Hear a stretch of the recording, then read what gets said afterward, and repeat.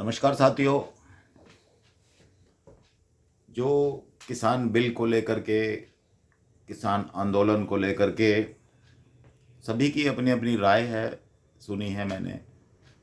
बहुत ही बुद्धिजीवी लोग, ज्ञानी लोग, मुझसे ज़्यादा ज्ञानी लोग अपनी अपनी बातें रख रहे हैं और बहुत ही अच्छी बातें रख रहे हैं। सरकार के लिए भी और किसान के लिए भी, दोनों के फ़ायदे की, हित की बात कर रहे हैं लोग। और उसमें बहुत सारे लोग बोले, कुछ एक्टर्स बोले जिनका काम एक्टिंग करना है, कुछ पार्टीवादी लोग बोले जिनका काम है एक दूसरे पर लांछन लगाने, कुछ अच्छे लोग भी बोले, कुछ अच्छे राजनेता भी बोले। उसमें सभी बोले, कुछ लोगों ने राजनीति की, कुछ लोगों ने अपना देश के प्रति एक नागरिक होने का जो फ़र्ज़ अदा किया, बच्चे ईमानदारी से अपनी बातें कही। और मुझे जो लगता है, एक चीज़ शायद जो छूट गई है, या मैंने नहीं सुना, मुझसे छूट गई हो। उसमें बहुत सारे नुकसान हैं, सिर्फ किसानों के नहीं, जो भी अन्न खाता है सभी का नुकसान है। क्योंकि महंगा लेना गरीब लोगों का नुकसान है, जो मेहनत मजदूरी करके अपना गुजारा करते हैं। और अमीरों को तो कोई फ़र्क नहीं पड़ता अगर 300 रुपये किलो आटा भी हो जाए। लेकिन एक बहुत ही महत्वपूर्ण बात है जो छूट गई है, जो मैंने नहीं सुनी या किसी ने कही नहीं। वो बात यह है कि इस बात का सरकारी खजाने पर जो फ़र्क पड़ने वाला है। क्योंकि सरकारी खजाना देश की तरक्की के लिए होता है, देश के नागरिकों के लिए होता है, खर्चने के लिए। उसी में से कुछ सरकारी राशन पर सब्सिडी दी जाती है, जो सरकारी राशन की दुकानों पर आता है।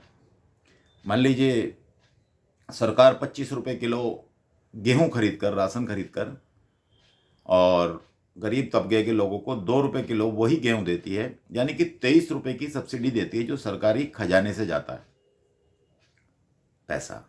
क्योंकि सरकार का काम है जो गरीब लोग हैं उनके राशन के इंतज़ाम जुटाने, उनके रोज़मर्रा की ज़रूरतें पूरी करनी।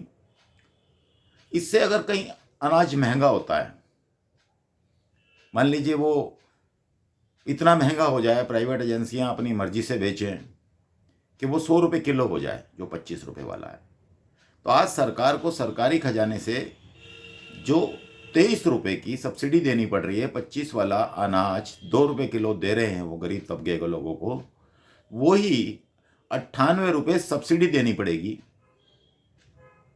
2 रुपये किलो गेहूं देने के लिए राशन पर, जो गरीबी रेखा वाले हैं।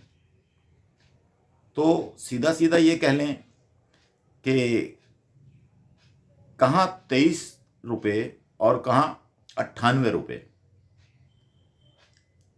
और ये जो सारा नुकसान होने वाला है, ये सरकारी खजाने का होने वाला है, और जो देश की तरक्की के लिए होता है।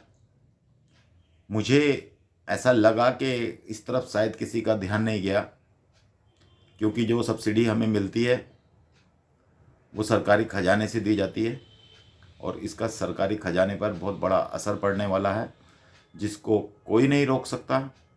चाहे वो राशन कोई भी एजेंसी ले, कोई भी प्राइवेट एजेंसी ले, कोई भी पूंजीपति ले, लेकिन किसी का फ़ायदा, किसी का नुकसान तो होने वाला है, लेकिन इसमें बहुत ही बड़ा नुकसान सरकारी खजाने का होने वाला है, जिससे देश की तरक्की में बाधाएं आ सकती हैं, देश का खजाना कम हो सकता है।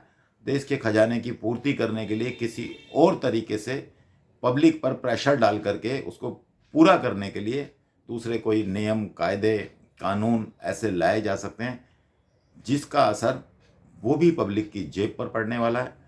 तो मेरी विनती है, रिक्वेस्ट है कि इस तरफ भी ध्यान दें वो सभी बुद्धिजीवी लोग, अपनी बात में, अपने सलाह में, अपने सुझाव में, अपनी डिबेट में इस बात पर भी ध्यान दें कि जो सब्सिडी का बोझ सरकारी खजाने पर पड़ने वाला है, सरकारी खजाने का नुकसान होने वाला है, उसे भी बचाने के लिए अपनी बात को रखें।